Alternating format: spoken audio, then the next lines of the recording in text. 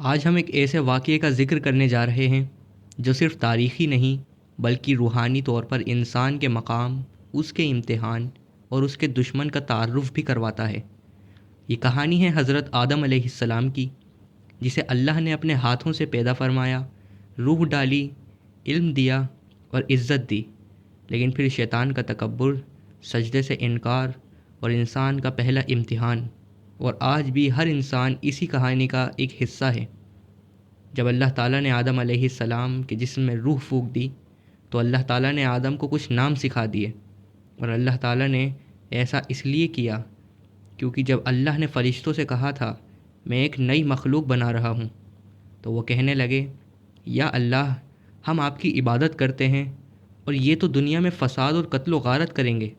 تو اللہ نے آدم کو کچھ چیزوں کے نام سکھا دیے اور فرشتوں سے کہا ذرا ان چیزوں کے نام تو بتاؤ۔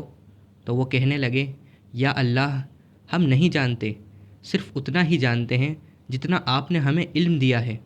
پھر اللہ نے آدم سے کہا اے آدم، آپ ان چیزوں کے نام بتا دیجئے۔ تو آدم نے ان چیزوں کے نام بتا دیے۔ پھر اللہ نے فرشتوں سے کہا کیا میں نے تم سے نہیں کہا تھا میں غیب کی بات جانتا ہوں، اور وہ بھی جو تم ظاہر کر رہے ہو، اور وہ بھی جو کچھ تمہارے دل میں ہے۔ اللہ نے ایسا اس لیے کیا کیونکہ فرشتے جان جائیں کہ اللہ ہی جسے چاہتا ہے عزت دیتا ہے اور جسے چاہتا ہے ذلت دیتا ہے۔ اس کو علامہ اقبال نے بھی اپنے شاعری میں کہا ہے ابلیس کی مجلس شورا میں، یہ عناصر کا پرانا کھیل، یہ دنیائے دوں، ساکنان عرش اعظم کی تمناؤں کا خوں۔ ابلیس کہتا ہے حضرت جبریل سے اے جبریل، تمام فرشتے خلافت چاہتے تھے، لیکن جب اللہ نے آدم کو خلافت دے دی تو تمام فرشتوں کی تمناؤں کا خون ہو گیا، اور میں نے سجدے سے انکار کر دیا اور میں ذلیل ہو گیا۔ اللہ نے فرشتوں سے کہا آدم کو سجدہ کرو، تو تمام فرشتوں نے سجدہ کیا، لیکن سجدہ تعظیمی نہ کہ سجدہ عبادت۔ سجدہ تعظیمی اور سجدہ عبادت میں کیا فرق ہے؟ سجدہ تعظیمی کسی کی تعظیم میں کیا جاتا تھا، لیکن سجدہ عبادت ہمیشہ سے اللہ کے لیے ہی رہا ہے۔ جیسے حضرت یعقوب نے اور ان کے 11 بیٹوں نے جو سجدہ کیا تھا حضرت یوسف کو، وہ سجدہ تعظیمی تھا، نہ کہ سجدہ عبادت۔ اور امت مسلمہ پر تو سجدہ تعظیمی بھی حرام ہے۔ ابو داؤد میں ہے ایک صحابی نے اللہ کے رسول کو سجدہ کیا تو آپ نے کہا سر اٹھاؤ، کیا کر رہے ہو؟ تو کیا جب میں فوت ہو جاؤں گا تو میری قبر سے گزرو گے تو کیا مجھے سجدہ کرو گے؟ تو انہوں نے کہا جی نہیں، پھر مجھے سجدہ کیوں کر رہے ہو؟ اگر میں سجدے کو جائز سمجھتا تو بیوی سے کہتا کہ اپنے شوہر کو سجدہ کرے، اور یہ بھی سجدہ تعظیمی نہ کہ سجدہ عبادت۔ اللہ نے جو اپنے نبی پر ختم نبوت فرمائی ہے تو یہ ساری چیزیں ختم کر دیں۔ کسی کے آگے نہیں جھکنا سوائے اللہ کے۔ فرشتوں نے جب آدم کو سجدہ کیا تو ابلیس نے سجدہ نہ کیا، تو اللہ نے کہا اے ابلیس، تجھے کس چیز نے روک دیا؟ حالانکہ اللہ جانتا تھا، لیکن پھر بھی اس کو سکھانے کے لیے اللہ نے ابلیس سے کہا تجھے کس چیز نے روک دیا میرے حکم سے؟ میری کون سی چیز میں تجھے شک ہو گیا؟ اس نے یہ نہیں کہا کہ میں ذلیل ہو گیا ہوں، اندر سے ناپاک ہو گیا ہوں۔ اس نے دلیل دے دی آگے سے میں بہتر ہوں اس سے۔ وہ کہنے لگا اے اللہ، تو نے مجھے آگ سے بنایا ہے، آگ اوپر کی طرف بھڑکتی ہے، اور آدم کو مٹی سے بنایا ہے، مٹی نیچے کی طرف گرتی ہے، میں تو اس سے بہتر ہوں۔ یا اللہ، میں کیسے اس کے آگے سجدہ کر دوں؟ اللہ نے کہا ابلیس، نکل جا یہاں سے، تو ذلیلوں میں سے ہے۔ ابلیس کے سینے میں سکون نہیں تھا۔ ناپاک انسان کے کلیجے میں سکون نہیں ہوتا ہے۔ جاتے جاتے پھر کہنے لگا اے اللہ، قیامت کے صبح تک مجھے مہلت دے دے۔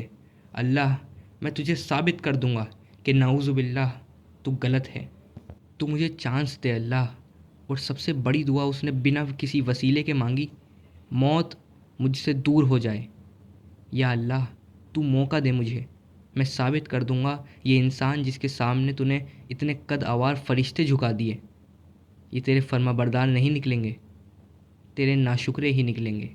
یا اللہ، یہ قابل نہیں تھا اس کے، میں اس کے آگے سے، پیچھے سے، سامنے سے، اوپر سے حملہ کروں گا۔ تیری اتنی نعمتوں کے باوجود یہ تیرا ناشکرا ہی نکلے گا، باغی ہی نکلے گا۔ شیطان نے کہا یہ میرا چیلنج ہے، میں ثابت کر دوں گا یہ لائق نہیں تھا اس کے، میں نے تو پھر بھی بہت کوشش کی۔ اللہ نے کہا ٹھیک ہے، میں نے تجھے مہلت دی، جب سورج مغرب سے نکلے گا تجھے پیادے دیے، تجھے خون میں گھسنے کی طاقت دی، تجھے وسوسے ڈالنے کی طاقت دی۔ تیری اولاد آدم کو دیکھ سکتی ہے لیکن آدم کی اولاد نہیں دیکھ سکتی۔ لیکن سن، کم ہوں گے لیکن ہر دور میں ہوں گے جن کے اوپر تو کبھی غالب نہیں آ پائے گا۔ وہ تیز ہواؤں میں دیے جلا کر کھڑے ہوں گے، اور جو لوگ تیری بات مانیں گے میں ان سب سے جہنم کو بھر دوں گا۔